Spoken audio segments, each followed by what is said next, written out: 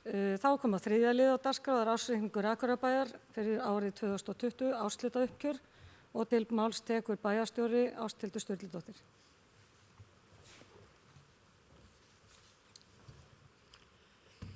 Forseti, bæjarfulltrúar, hér er lagður fram endurskoðaður árshlutareikningur fyrir fyrstu 6 mánuði ársins 2020.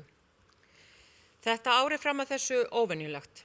Kórónuveira og ólæti í veðrinu hafa valdið óvæntum útgjöldum og lækkuðum tekjum hjá sveitarfélaginu. Áhrif COVID-19 í heiminum er líkast til mesta kreppa í 100 ár.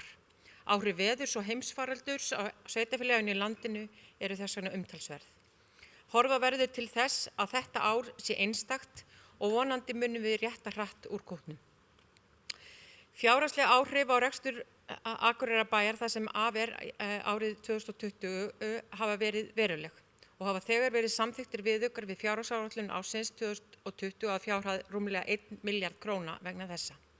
Búast má við því að áhrifin verði áfram mikil á næstu mánuðum en erfitt er að meta endanleg áhrif á rekstur og fjárhag Akureyrarbæjar meðan óvissa ríkir hversu lengi þetta ástand varir en ljóst er að áfallið verður mikið.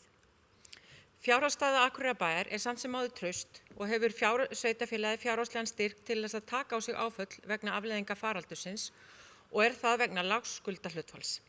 En veltufé frá rekstri A-hluta er hins vegar neikvætt sem gengur auðvitað ekki til lengri tíma. Rekstrartekjur sveitarfélagsins á tímabilinu 1. janúar til 30. júní 2020 námu 13.143 milljónum króna samkvæmt samanteknum ársreikningi fyrir A- og B-hluta en fjárhagsáætlun gerði ráð fyrir rekstrartekjum á fjárhæð 13.556 milljónum króna. Rekstrartekjur A-hluta námu 9.764 milljónum króna en fjárhagsáætlun gerði ráð fyrir rekstrartekjum á fjárhæð 9.863 milljónum króna. Álagningarhlutfall útsvars var 14,52% sem er lögbundið hámark þess. Álagningarhlutfall fasteignaskatts nam 0,33% vegna íbúðarhúsnæðis og 1,63% vegna atvinnuhúsnæðis en lögbundið hámark þess er 0,625% og 1,65%. Rekstrarniðurstaða sveitarfélagsins samkvæmt samanteknum rekstrarreikningi A- og B-hluta var neikvæð 1.297 milljónir króna en samkvæmt fjárhagsáætlun var gert ráð fyrir 1.154 milljónum króna neikvæðri rekstrarniðurstöðu. Rekstrarniðurstaða A-hluta var neikvæð 1.097 milljónir króna en fjárhagsáætlun gerði ráð fyrir neikvæðri rekstrarniðurstöðu að fjárhæð 1.181 milljónum króna. Eigið fé sveitarfélagsins þann 30. júní 2020 nam 25.142 milljónum króna samkvæmt efnahagsreikningi en þar af nam eigið fé A-hluta 13.254 milljónum króna. Laun og launatengd gjöld á tímabilinu 1. janúar til 30. júní 2020 nam alls 8.261 milljónum króna. Þó svo að sögnin sé ekki góð í þessum ársreikningi og það blæs duglega á móti, vil ég ítreka að þetta er tímabundið ástand enda við að glíma við aðstæður sem heimurinn hefur ekki séð í rúm 100 ár. Við ætlum okkur að ná rekstrinum í sjálfbært horf á næstu árum og það verður erfitt en ég er sannfærð að okkur mun takast það. Við þurfum að auka tekjur og lækka kostnað, svo einfalt er það. Ég legg áslutareikningin hér fram til umræðu.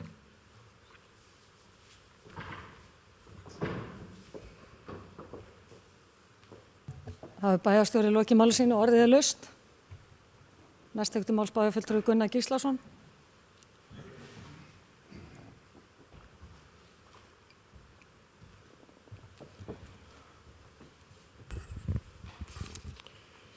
Forseti, ágætu bæjarfulltrúar. Það er náttúrulega rétt að benda á það að í þessum ársreikningi er búið að taka inn í áætlun ársins alla viðauka sem hafa verið samþykktir sem er rúmur milljarður á þessu fyrsta hálfa ári.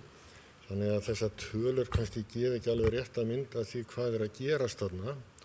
Það er alveg rétt sem að bæjarstjóri bendir hér á að staðan er alvarleg og staðan er vond. En auðvitað vonum við öll að þetta verði mjög tímabundið ástand og það verði þá hægt að snúa blaðinu við og fara að sækja fram. En það alveg sama hvernig við horfum á þessar tölur að það liggur fyrir að það þarf í ákveðnar aðgerðir til að gera bæjarsjóð sjálfbæran og það verkefni sem að verður ekkert léttvægt og við þurfum bara að leggjast öll áratna með það ef að mögulegt að vinna bæjarsjóð í sjálfbært ástand. Það bara algjört grundvallaratriði fyrir þetta bæjarfélag. Og það í sjálfu sér voðalega lítið hægt að segja eins og það varð að grípa til fjölmargra ráðstafana sem kostuðu heilmikið fé til þess bara að halda hlutum gangandi hér í bæ. En það samt skrítið að horfa á þetta tekjufall sem hefur þó orðið, þar sé frá áætlun, svona miða við þá stöðu sem að hélt að væri hérna í bænum. Og ég svona ber nú allavega þá voni í brjósti að við eftir að sjá tekjurnar síga aðeins upp á við, nema þarna sé eitthvað sem við áttum okkur ekki á.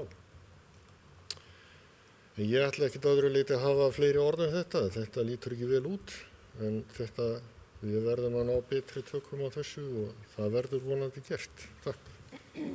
Bæjarfulltrúi Gunnar Gíslason lokið máli sínu orðiðalaust. Sem fleiri hafi ekki hvatt sér hljóðs, þá þeir sem geta staðfest áslutararuppgjörið gefið merki. Það eru 11.